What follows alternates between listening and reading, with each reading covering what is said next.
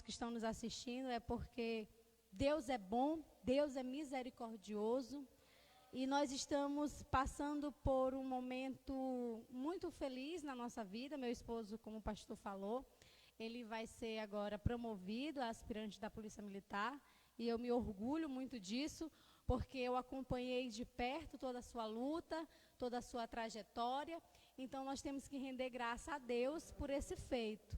E aí hoje, eu sou a madrinha dele, e hoje era o último ensaio, pastor, e eu não podia faltar. E aí eu não sabia que ia terminar tão tarde. O pastor, pelo amor de Deus, vai falando com os irmãos, que Deus, eu sei que o senhor é um homem usado, ainda bem que já estava aqui esse homem de Deus, tem outro, rapaz, aqui é bênção demais. Eu queria mesmo era ficar só ouvindo, mas Jesus, ele chamou a gente, foi para levar a palavra dele, e eu quero dizer que eu não sou pregadora de multidões, mas Deus, graças à sua bondade, ele tem nos usado. E nessa noite, eu preparei uma mensagem. Mas enquanto eu vinha para o púlpito, Deus falou outra coisa ao meu coração. Como hoje é a quarta da vitória, e é tão bom falar de vitória, é ruim falar de derrota, né?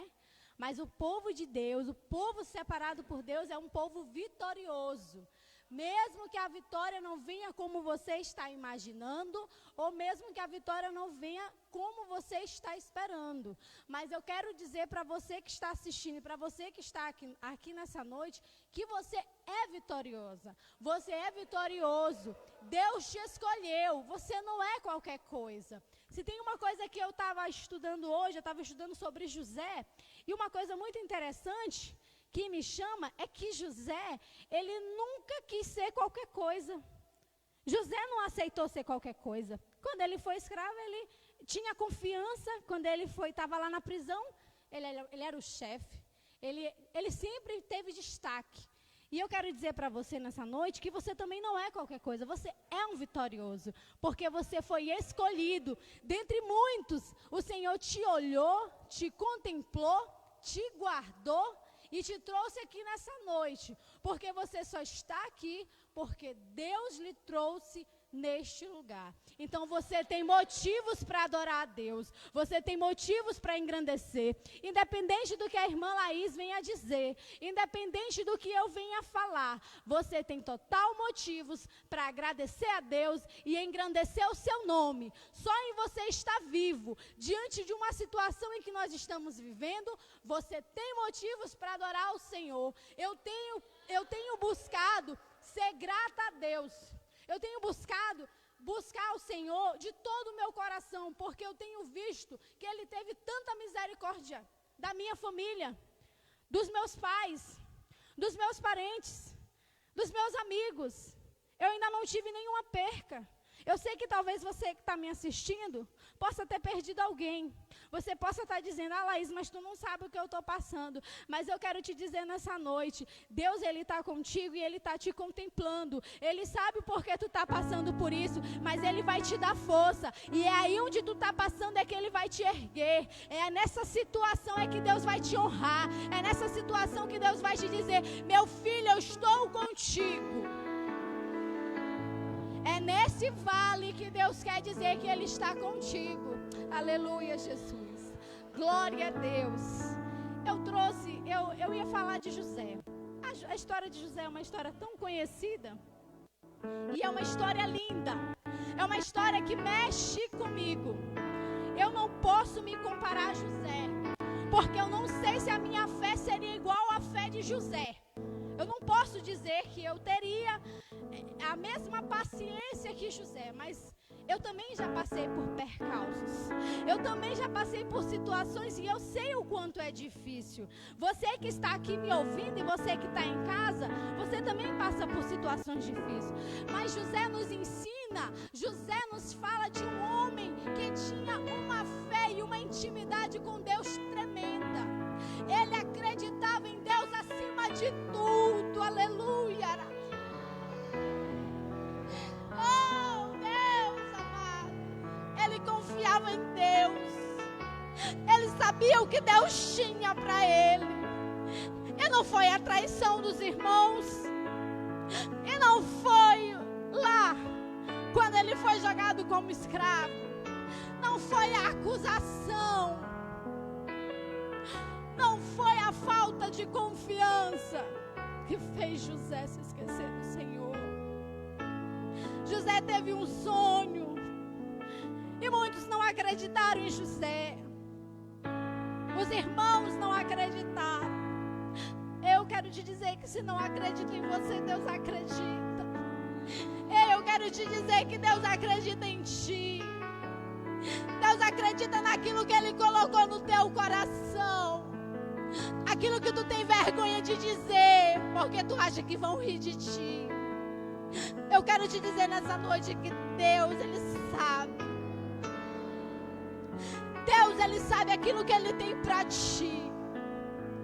Deus, às vezes a gente olha e diz assim: ah, Senhor, se eu falar, vão rir de mim. Mas Ele colocou no teu coração, acredite. Se Ele disse que tu vai ser governador, tu vai ser governador. Mesmo que para isso tu precise ser escravo. Mesmo que para isso tu precise ser caluniado, você vai ser governador. Mas você não vai ser governador para a tua glória. Você não vai ser governador porque você é o sabidão. Deus permitiu com que José passasse por aquilo para entender que ele dependia de Deus. Deus fez José passar por aquilo para que José forjasse o caráter de José. E a Bíblia vai nos dizer que José foi traído pelos irmãos. Os irmãos tinham inveja de José. Sabe o que a gente aprende? É que nem sempre as pessoas que amamos vão entender o nosso chamado. Às vezes você está em casa e seu marido não é crente. E você ora todo dia. Você clama, você busca e você não entende por que ele não é crente. E você diz assim: Senhor, eu sou tua serva. Por quê? Deus sabe. E no momento certo, no momento de Deus, porque o tempo de Deus não é o nosso tempo. O povo era para passar 40 dias. O povo passou 40 anos. Porque o tempo nosso não é o tempo de Deus. Porque às vezes a gente não entende. Mas a gente não precisa entender. A palavra de Deus diz que a gente precisa crer. Quer ser vitorioso? Quer ter vitória? Creia. Creia. Creia em Deus. Não existe explicação, pastor. Mesmo que com palavras bonitas a gente tente explicar. Mesmo que eu viesse aqui com todo o estudo, como eu preparei. Mas Deus quer da igreja dele é a fé. A fé. Porque às vezes a gente fala que tem fé, que crê em Deus, mas na primeira adversidade a gente murmura. Na primeira adversidade a gente muda o projeto. Não é de Deus. Porque deu errado, não é de Deus. Eu não vou mais, Senhor. Eu estou no grupo de senhoras, preparei os hinos, foi a coisa mais linda. Não foi nenhuma irmã. Pastor, entreguei meu cargo. Não é de Deus. Deus não me quer nisso. Não é bem assim. Ah, Laís, eu estou estudando. Não é no tempo seu. É no tempo de Deus.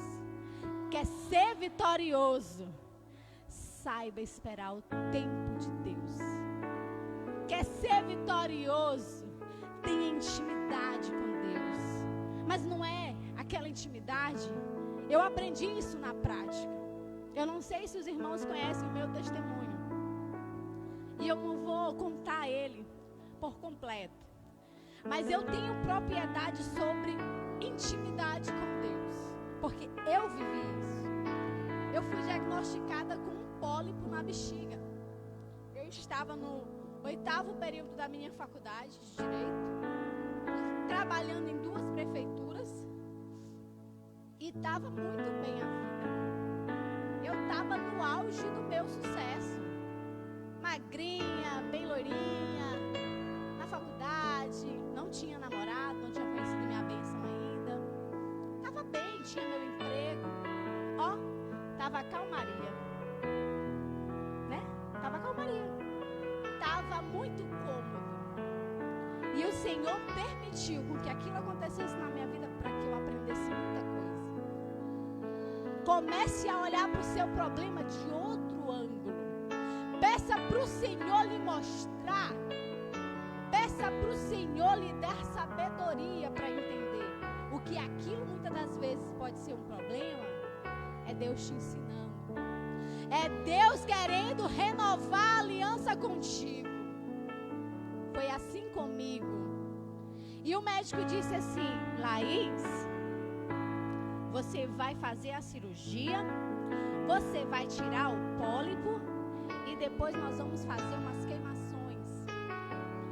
E aquilo mexeu comigo, mexeu com a minha mãe, mexeu com meu pai, mexeu com todo mundo. Porque de repente a menina boazinha, a menina que estava se formando, o futuro promissor, estava doente. E eu não tinha filho. E eu confesso que a coisa que mais me doía era pensar que eu ia ficar uma mulher doente e não ia poder ter meus filhos. E eu queria muito ser mãe, eu queria muito casar. E ali, eu me lembro, pastor, que naquele dia que o pastor falou que eu ia fazer o tratamento, eu disse assim: mãe, a senhora sabe que eu não vou fazer esse tratamento? A senhora sabe que eu vou deixar, porque eu não gosto de sentir dor, ninguém gosta. Eu não vou passar por isso não. Eu tinha medo, uma ignorância da minha parte, mas era a verdade que eu sentia naquele momento. E um dia eu cheguei no meu... Aí minha mãe chorou muito, porque a mamãe é muito ligada a mim. Quem conhece, quem nos conhece sabe o quanto a Rosa chora. Inclusive ela me mandou a arte, pastor, hoje 2 vezes. A arte do nosso culto hoje, ela mandou 2 vezes, dizendo que eu estava muito bonita na foto. E a minha mãe, assim, é show de bola. Ela me incentiva, E aí, ela chorava. E ela já estava entrando em depressão, aquele choro, porque eu falei que eu não ia. E um dia eu cheguei no meu quarto, só eu e Deus. Eu acho assim que eu nunca orei tanto. É por isso que eu falo que você tem que entender, às vezes, esse problema. E eu cheguei no meu quarto, eu ajoelhei e eu disse só assim: Deus, Tu me conhece. Tu, melhor do que ninguém, meu Deus, sabe que se eu for preciso fazer isso, eu vou morrer, porque eu não vou fazer. Mas eu queria viver. Eu queria ter a oportunidade de viver.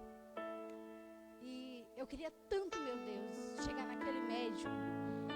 E tudo que aquele médico falou que eu ia fazer, ele me falasse que eu não ia mais fazer. E eu ainda queria que ele dissesse assim: Deus, eu orando desse jeito. Mas eu estava diante de Deus, porque tem gente que ora, e ele ora aquele discurso ensaiado: Senhor Deus, Pai Todo-Poderoso, Deus bendito, e parece que ele nem está diante de Deus. A oração, eu não estou falando para você não exaltar a Deus, é lógico, Deus é maravilhoso, Deus é bendito, está acima de tudo, é o Deus Todo-Poderoso, é onisciente, é onipresente. Mas Deus, Ele quer ter intimidade. Deus, Ele quer ser o nosso melhor amigo. Deus, Ele quer ter a certeza que nós o amamos tanto, acima de todas as coisas, ao ponto de acreditar que Ele está do nosso lado, ao ponto de entender que Ele está aqui. E ali eu orei, falei para Deus, e quando terminou, pastor, eu senti como se aquele peso tivesse saído de cima de mim, literalmente. Mas eu chorei tanto falando com Deus naquele dia, explicando, conversando com Deus. Eu conversei com Deus. E aí eu fui fazer a cirurgia. Fiz a cirurgia só para retirar. E aí com 15 dias depois veio o resultado. Mas assim, eu já estava tão mais tranquila. Aí a mamãe, Laís, tu parece assim. Não, eu digo, não, mas eu já conversei com Deus. Eu falei para ela, eu já conversei com Deus. Passou os 15 dias, eu fui receber o resultado da biópsia. Era de acordo com a biópsia que eu ia saber se eu ia continuar, se era maligno ou benigno. E o médico me garantiu que eu ia ter que fazer as queimações, porque de acordo com as imagens, o tumor parecia ser maligno. E a gente sabe que existe isso, né? Os médicos analisam os exames e de acordo com os exames eles já conseguem ter aquela noção de como é aquele tumor. E quando eu cheguei lá, o médico atendendo lá na clínica dele, aí ele pediu uma licença para os pacientes e mandou eu entrar na sala. Quando eu entrei, ele pegou meu exame, abriu e disse assim, me olhou e disse assim, Laís, lembra que eu te falei que tu ia precisar fazer as queimações? Eu já comecei a chorar. E ele disse assim, não chora. Eu disse, não, eu estou chorando porque foi assim que eu pedi para Deus. Eu pedi para Deus, para o Senhor me lembrar. E ele falou assim, você não vai ser preciso fazer nada. Para honra e glória de Deus, está com 7 anos isso. Estou casada há 5 anos. Tenho 2 filhos e tenho certeza que se eu me descuidar, eu tenho um terceiro. Para honra e glória de Deus, eu sou muito feliz porque Deus, Ele me ouviu. Deus, Ele respondeu o meu clamor. E eu quero dizer para esta igreja amada, separada e escolhida do Senhor, Ele quer te ouvir. Não existe fórmula. Não existe segredo para ser vitorioso. Esse segredo, ele está aqui. Não existe segredo maior. É oração. É busca diária por Deus. É entender o tempo de Deus. É buscar o Senhor. E outra coisa, não deixe com que as adversidades mudem aquilo que Deus colocou no seu coração. Não deixe com que o caminho te tire da presença de Deus. Ei, você que está em casa. Ei, você que está ouvindo esta mensagem. Deus, Ele tem o melhor para a tua vida. Deus, Ele tem o melhor para ti. E Ele manda te dizer que basta apenas que você se entregue de corpo e alma. Porque tem muita gente que ainda não conseguiu se entregar de corpo e alma. Tem muita gente que ainda não conseguiu botar o pé para depois ver o chão. Tem muita gente que precisa ver o chão para depois colocar o pé e diz que tem fé. Você tem que confiar em Deus. Você tem que se entregar de corpo e alma a Deus. E aqui eu não estou pedindo para ninguém ser alienado. Não é isso. Você tem que continuar a sua vida. José continuou a vida no percurso que foi criado por Deus. Ele foi traído. Foi jogado. Foi vendido como escravo. O pai de José sofreu porque pensava que o filho tinha morrido. Porque foi assim que ele foi dado, como morto. Ele foi dado como morto. Ei, quantas pessoas já pensaram que você já morreu? Tem um hino que diz, aquele hino que diz, a árvore cheia de vida cortaram e os frutos que ela produzia se acabaram. Tem muita gente achando que você já morreu. Tem muita gente achando que os seus frutos não estão dando mais em nada. Deixa eu pensar. Ei, precisa ficar se explicando em rede social, não. Não precisa, não. Não precisa ficar dando satisfação e falando. Deixa com Deus. Ei, no tempo certo eles vão te olhar. Mas não vai ser para tua glória e nem para tu humilhar ninguém, não. Vai ser para tu perdoar. Vai ser para tu abençoar. Porque foi assim que José fez. Não bote na sua cabeça que, eu vou conseguir porque eu vou mostrar para eles que eu sou o tal. Você não é nada. Você não é nada sem Deus. Não tente, tire isso da sua cabeça. Isso não é de Deus, não. Eu vou, pastor. Eu vou, eles estão me humilhando, eles pensam que eu não sou nada. Mas eu vou conseguir, eu vou mostrar para eles que eu sou tal. Não é isso que Deus quer, não. Está longe de ser de Deus. Porque Deus quer de nós é humildade. Deus quer de nós é um coração sincero. Pois é. E outra coisa, a Bíblia diz, a Bíblia fala sobre Davi. Quando Davi fala, porque sei que um coração contrito, tu não rejeitas. Um coração sincero, a gente tem que ser sincero diante de Deus. A gente tem que ter humildade para chegar diante de Deus e dizer, Senhor, eu pequei, eu errei, mas eu me reconheço na condição de homem e eu digo que eu dependo de Ti. A gente tem que ter humildade. Existem irmãos, pastor, que nem diante de Deus quer ter humildade. Não é verdade, pastor? Até para falar com Deus quer falar com arrogância. A gente tem que ter humildade. No dia que eu fui falar, eu disse, Senhor, Tu me conheces. O Senhor sabe quantas orações, pastor. Esse projeto que a gente tem, eu orei muito assim. Eu disse, Senhor, eu vou lhe dizer bem aqui, eu tenho um marido e tenho 2 filhos. E debaixo de Deus, essas são as coisas que eu mais amo. É os meus filhos e o meu marido. E eu disse, eu não quero ficar longe deles. Eu oro todo dia. Eu não quero de forma nenhuma ficar longe deles. Eu não quero prejudicar os meus filhos. E eu sofro com isso. Deus sabe o quanto eu sofro. Mas eu tenho orado e Deus tem abrido as portas de tal forma. Porque a gente precisa crer naquilo que a gente fala. A gente precisa crer no Deus que a gente serve.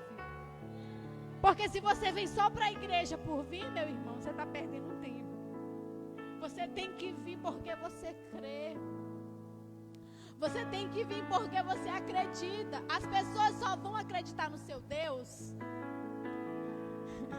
Meu Deus, Jesus amado. As pessoas só vão acreditar no seu Deus no dia em que elas veem que você acredita. Você tem que transmitir Deus. Você tem que transmitir a palavra de Deus. Pastor, eu não sei o tempo. O senhor que diz aí, já está na hora? Aleluia. Eu tenho o costume de falar demais, gente. Eu tenho o costume de, quando eu começo a pregar, outro dia eu fui pregar na igreja do Pai, e Deus começou a falar no meu coração, eu comecei a ministrar porque eu sou muito emotiva. Eu prego com muita fé em Deus. Eu acredito muito naquilo que eu falo. E eu começo a me empolgar e quando se espanta, são 2 horas falando. Mas eu queria deixar para a igreja também, que está escrito no Salmo 27. Salmo 27 diz assim, para a gente finalizar em nome de Jesus. O Senhor é a minha luz, é a minha salvação. A quem temerei? O Senhor é a minha força. O Senhor é a força da minha vida. De quem me recearei? Aí o versículo 3 diz assim: ainda que um exército me cerque, o meu coração não temeria. Ainda que a guerra se levantasse contra mim, nisto confiaria. Uma coisa pedi ao Senhor e a buscarei, que eu possa morar na casa do Senhor todos os dias da minha vida, para contemplar a formosura do Senhor e indagar no seu templo. Esse salmo, ele muito fala ao meu coração, porque nos dias que nós estamos vivendo em tempos difíceis. E eu me atrevo a dizer, pastor, com sua permissão, que nós estamos vivendo os últimos dias. Tem muita gente que não acredita que Jesus vai voltar. Já tem muito crente dentro da igreja que acredita que isso é só história. E quando a gente se espantar, vai pegar muita gente de surpresa. Não vai, pastor? Você falou sobre isso, pastor? Eu não tinha nem ouvido o senhor falando. Mas vai pegar muita gente de surpresa. E aqui é uma coisa muito interessante, porque aqui diz assim, o Senhor é minha luz, a quem eu temerei? E nós passamos por dias temerosos. Nós passamos por dias difíceis. E nós que somos crentes, nós temos que ter a confiança de que Deus vai suprir as nossas necessidades. Nós temos que ter a confiança que o Senhor é a minha luz. É para quem eu olho, é para quem eu sigo. É Deus. Eu tenho falado muito isso. Você tem que buscar em Deus. Eu vi algumas pessoas com depressão, algumas pessoas com estado de pânico, e porque estavam muito tempo dentro de casa. E eu me espelhei nisso aqui, porque a Bíblia fala assim, que o Senhor, que a minha força, ela vem de Deus. Você tem que buscar a força, você que está em casa, é no Senhor. Você não vai buscar a força no fulano, no ciclano, no beltrano. Sabe por quê? Porque ele também é homem. Vai chegar um momento que ele pode errar. Que ele vai errar, porque todos nós estamos aqui e nós erramos. Mas tem uma pessoa que não erra.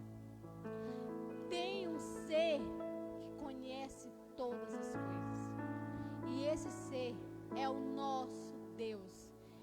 Ele é especialista nisso. Nós que somos crentes, a gente tem que confiar em Deus. É colocar a nossa família nas nossas orações. Ei, Senhor, o Senhor é a minha luz, a quem eu temerei. O Senhor é a minha força. Busque a sua força em Deus. Não deixe com que essas adversidades lhe abalem. Busque força no Senhor. E mais na frente ele vai dizer assim: ainda que um exército me cerque, o meu coração não temeria. Confiança. Hoje Deus trouxe ao meu coração isso, porque eu tenho vivido isso. É difícil falar de confiança, porque a gente tem medo de sair sem máscara. E aqui eu estou dizendo que a gente tem que respeitar as medidas sanitárias? Tem. Deus deu sabedoria para o homem para isso. Se o cientista estudou, pastor, eu não sei se o senhor já falou sobre isso, se eu posso falar sobre a questão da... Então, se o cientista estudou e nós estamos sabendo que a melhor alternativa para nos proteger é o uso da máscara, vamos usar a máscara. Vamos mostrar o nosso testemunho de crente, aquilo que o nosso pastor nos ensina, a obediência. Porque para você ser crente, você tem que ser obediente. Porque a igreja, ela tem doutrina. A igreja, ela tem ensinamento. E a gente segue. Por quê? Porque a gente acredita que o nosso pastor foi escolhido de Deus. Não é verdade? A gente acredita que o nosso pastor é um homem escolhido de Deus e que Deus deu sabedoria para ele. Então a gente tem que usar máscara, mas a gente não pode perder a confiança em Deus. A gente não pode depositar toda a nossa confiança no homem. A gente não pode se desesperar. Então o que eu quero dizer para os irmãos nessa noite é que vocês possam se agarrar em Deus com todas as suas forças e buscar nele todas as suas forças, porque é dele que vem. Amém? Glória a Deus. Como eu falei, eu não sou uma pregadora, mas Deus, ele fala aos nossos corações. E que você possa sair nessa noite aqui com sua força renovada. Não volte para casa como você chegou. Diga para o Senhor, se você ainda não sentiu a presença de Deus, comece a dizer para Deus: eu não quero voltar para casa como eu cheguei aqui, Senhor, mas eu quero voltar cheio do Teu Espírito Santo. Jesus, eu quero que o Senhor renove a minha força neste momento. Jesus, eu quero sentir a Tua força na minha vida. Comece a adorar a Deus. Não perca tempo. Amados, quando você chegar, eu costumo dizer que a gente pode sentir a presença de Deus, a gente deve sentir a presença de Deus da oração inicial, aos hinos da harpa e a oração final.